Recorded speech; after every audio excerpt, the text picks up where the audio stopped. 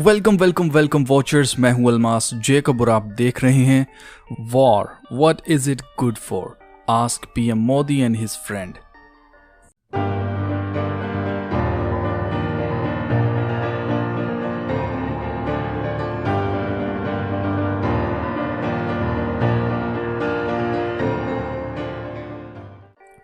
तो जीजो, आप मुझसे बार बार पूछना चाह रहे थे कि ये रूस की जो जंग लगी हुई है इसका क्या मकसद है, क्या इसके पीछे प्लान है, क्या पूरी आलमी जंग होने वाली है दोबारा से जिसके बारे में ख़तरात हैं कि तीसरी आलमी जंग छिड़ जाएगी। शायद ब्लॉक्स बन गए हैं, जैसे रशिया, पाकिस्तान, इंडिया, चाइना एक तरफ हो गया है, यूरोप, अमेरिका, उसके अलावा बरतानिया जो है वो एक तरफ हो गया है। तो क्या तीसरी आलमी जंग होने वाली है, क्या इसका क्या मकसद है? तो आप जानना चाहते थे, आप डरे हुए हैं। मैं अच्छी तरह से समझ सकता हूँ इस सारी सिचुएशन को, क्योंकि काफ़ी ज़्यादा ख़राब सिचुएशन है।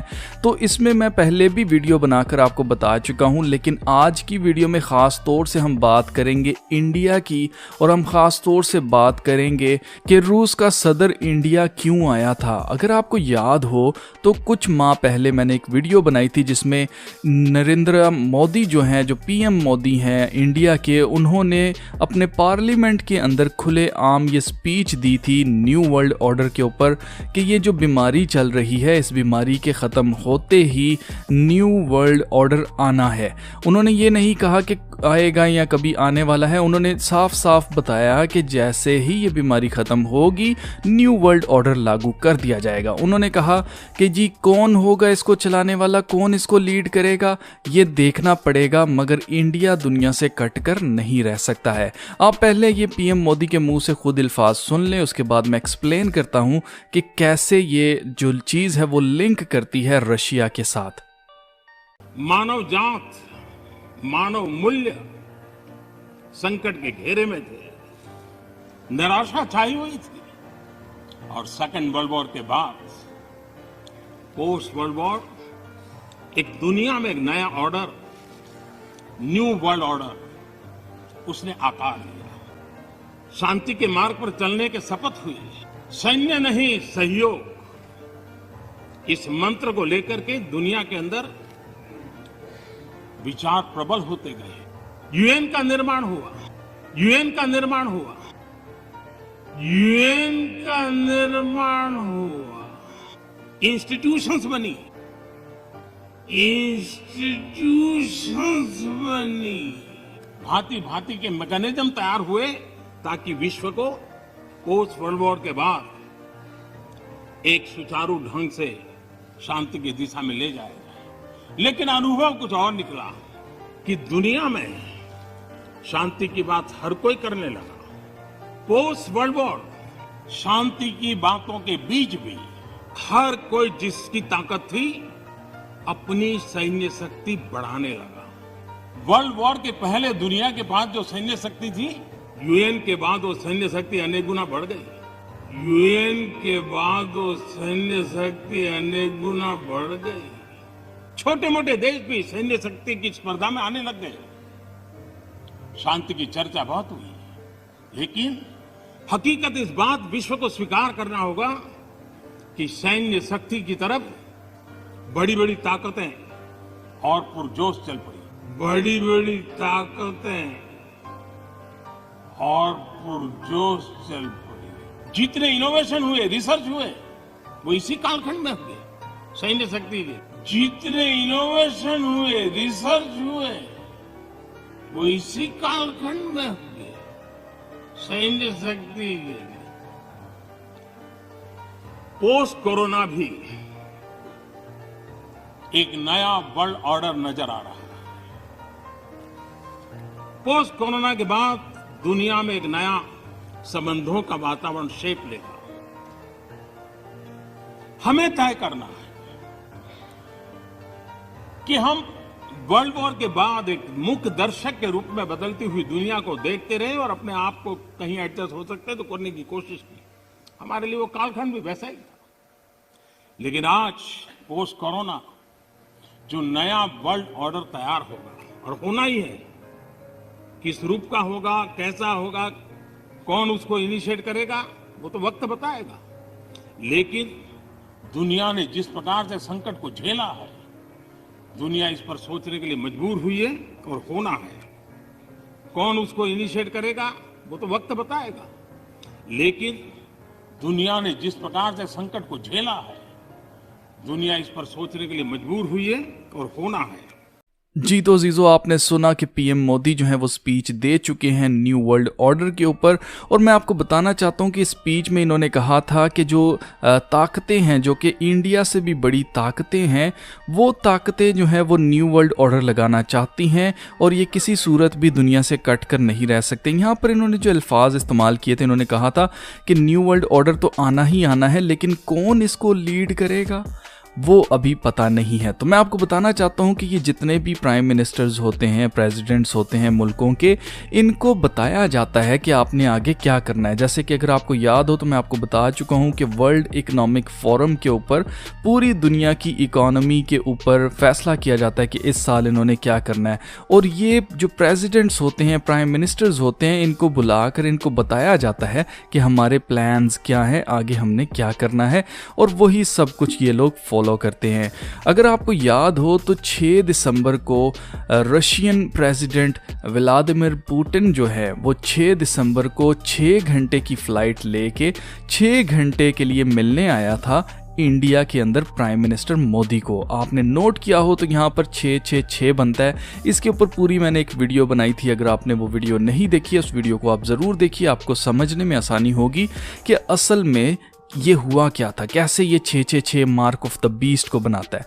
तो मैं आपको बता चुका हूँ कि न्यू वर्ल्ड ऑर्डर के बारे में ये पहले से ही कई 100 सालों से ये लोग प्लानिंग कर रहे थे और अब ये इसको बहुत ज़्यादा पुश कर रहे हैं। और इसलिए पुश किया जा रहा है क्योंकि इनको लगता है कि इनका जो सारा काम था न्यू वर्ल्ड ऑर्डर को बनाने का वो सारा पूरा हो चुका है।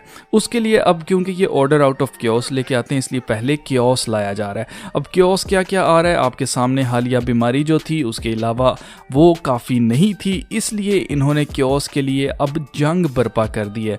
और ये जंग भी देखा जाए तो इतने हाई लेवल स्केल की नहीं है जिस तरह की हमें दिखाई जा रही है। और मैंने इसके ऊपर पहले भी वीडियो बनाकर आपको बताया था कि ये सिर्फ लोगों का ध्यान जो है वो इस तरफ लगाया जा रहा है। और होता क्या है, जब भी जंग होती है, जब भी जंगें लगती हैं, तो जिसका पूरी दुनिया पे इम्पैक्ट पड़ता है और उसकी पूरी दुनिया की जो इकोनॉमी होती है बेसिकली वो तबाह हो जाती है। बैंकों का लेन देन का जो सिस्टम है वो ख़राब होता है। आपने देखा होगा कि अमेरिका ने सैंक्शंस लगा दी हैं रशिया के ऊपर। इसी तरह से मैकडोनल्ड्स और इस तरह की जो फास्ट फूड चेन्स हैं उन्होंने बायकॉट कर दिया है रशिया को, वो बिल्कुल भी उसके साथ बिजनेस नहीं कर रहे हैं। तो पैसे का लेन देन जो होता है, जो बड़े बड़े लेवल पर होता है, वो कभी भी कैश में नहीं होता है। वो सब कुछ जो है वो बुक्स के अंदर हो रहा होता है, फिर बाद में गाड़ियां जाती हैं पैसे को ट्रांसफ़र किया जाता है एक जगह से दूसरी जगह।